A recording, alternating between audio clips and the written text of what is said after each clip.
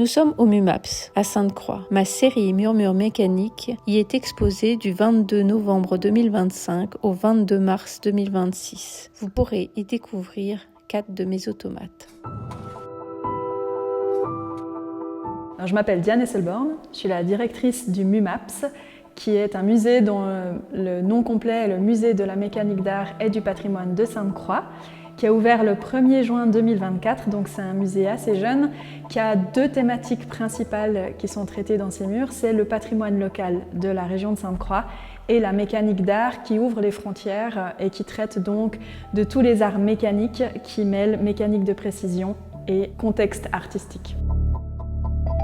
Je m'appelle Daniela Markovic, j'ai étudié l'art contemporain à la Sorbonne des Arts à Paris. Je dirais que je suis artiste plasticienne. L'origine de la présentation de la série Murmures mécaniques, qui sont donc 4 automates qui ont été réalisés par Daniela Markovic, c'était l'idée de montrer aussi une phase contemporaine de l'art des automates. Puis il y a 2 ans, j'ai eu envie de faire quelque chose qui bouge. Après un événement dans ma vie, je voulais quelque chose de plus expressif, peut-être qui partage plus les émotions. Et c'est comme ça que je me suis intéressée aux automates.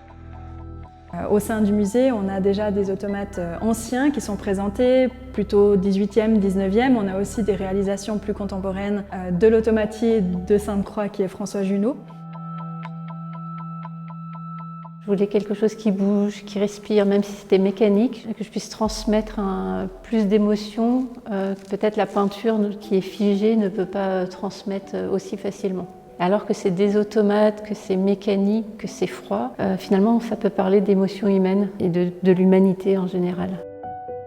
Donc la première œuvre que j'ai créée, c'est celle qui s'appelle Bientôt. C'est un bras qui hésite à signer un contrat, une promesse. Elle me tient énormément à cœur, c'est la première que j'ai créée. C'est sûrement la plus complexe, qui est aussi codée en Python.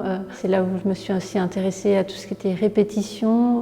Dans tout ce que la psychanalyse de Freud, on parle beaucoup de répétition. Ces impulsions qu'on ne peut pas s'empêcher de recommencer à faire. Du coup, l'automate rentre vraiment bien dans ce cadre où les répétitions sont faites de façon obsessionnelle, sans arrêt. Ce qui est intéressant, c'est qu'on est proche aussi de ce qu'on peut trouver dans l'art de la performance. C'est-à-dire où là, on aurait une vraie personne qui incarnerait quelque chose à exprimer et qui le jouerait. Ici, on est sur un objet mais qui bouge.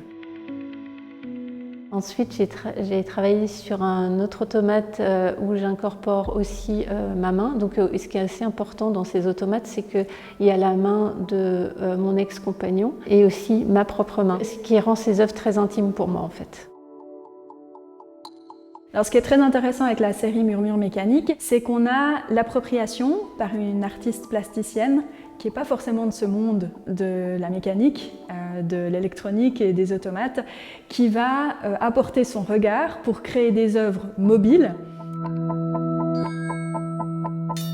La deuxième œuvre, c'est l'établi de la rupture, où là, c'est ma main et celle de mon ancien compagnon, où on travaille à essayer de réparer la relation. Évidemment, on utilise les mauvais objets qui donnent cette impression un peu lourde à l'œuvre, puis un peu déplacée, parce qu'on ne comprend pas ce qui se passe vraiment dans cet établi.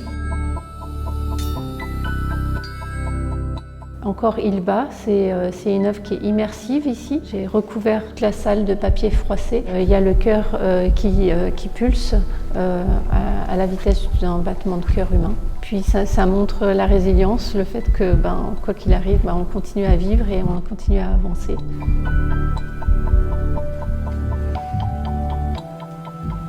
Et la dernière œuvre que j'ai faite cet été, c'est une horloge avec ma main, donc qui s'arrête 10 fois pour montrer les 10 ans d'attente et qui à chaque fois attrape la bague de fiançailles et puis finalement en remontant, la bague tombe. Elle n'attrapera jamais la bague. Finalement, c'est une histoire d'amour, c'est une histoire de rupture, c'est une histoire qui touche tout le monde.